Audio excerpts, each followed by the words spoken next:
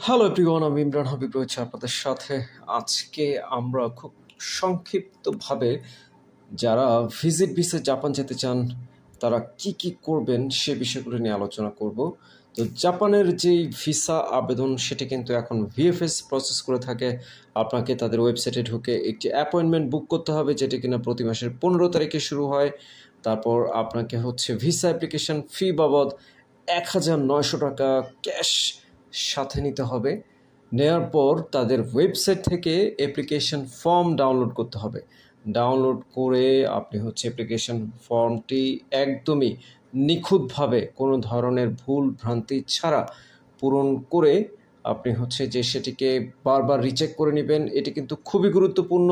কোনো একটি ভুল হলেই কিন্তু আপনার ভিসা রিজেক্ট হওয়ার সম্ভাবনা শতভাগ।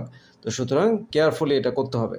এই ভিসা আবেদনটি পূরণ হয়ে গেলে আপনার সাথে আপনার ভ্যালিড যে পাসপোর্ট মূল এবং ফটোকপি অ্যাড করতে হবে, এবং যাদের পুরনো পাসপোর্ট আছে তাদের কিন্তু সেই পুরনো পাসপোর্টের কপি এবং ফটোকপিও অ্যাড করতে হবে। এই দুটি অ্যাড হয়ে গেলে আপনার 1 কপি ফটো লাগবে, 2 ইঞ্চি বাই 1.4 ইঞ্চি। আপনি এখানে ডেমোটা দেখতে পাচ্ছেন।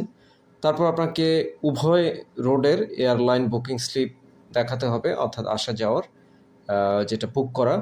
তারপরে যে জাপানে অবস্থিত একটি হোটেলের আপনার যে বুকিং স্লিপটা আপনাকে নিতে হবে। তারপরে একটি স্কেডিউল বানাতে হবে, জাপানে আপনি ভিজিটে কী কী করতে চান সেটার একটা কাগজ লাগবে। আপনার ট্যাক্স রিটার্নের কপি যদি থাকে পরপর 3 বছরে সেটি দাখিল করতে হবে। সাথে আপনার ব্যাংক স্টেটমেন্ট 6 মাসের, পার্সোনাল বা কোম্পানি আপনি যাই হয়ে থাকেন না কেন। তো এই সবগুলো ডকুমেন্টস একসাথে করে আপনার যেই দিন অ্যাপয়েন্টমেন্ট ডেট সেদিন ভিএফএস গুলশান 2-এ যে অবস্থিত সেখানে চলে আসতে হবে। এসে আপনাকে এই ডকুমেন্টসগুলো সব কিছু আপনার নির্দিষ্ট সময়ের 15 মিনিট আগে এসে জমা দিতে হবে। জমা দিয়ে অপেক্ষা করবেন। 7 দিনের মধ্যে একটি ভিসা ডিসিশন চলে আসবে এবং আপনাকে আপনার পাসপোর্ট কালেক্টের জন্য বলা হবে। তো আশা করি আপনি ভিসাটি খুব সহজেই পেয়ে যাবেন। ধন্যবাদ।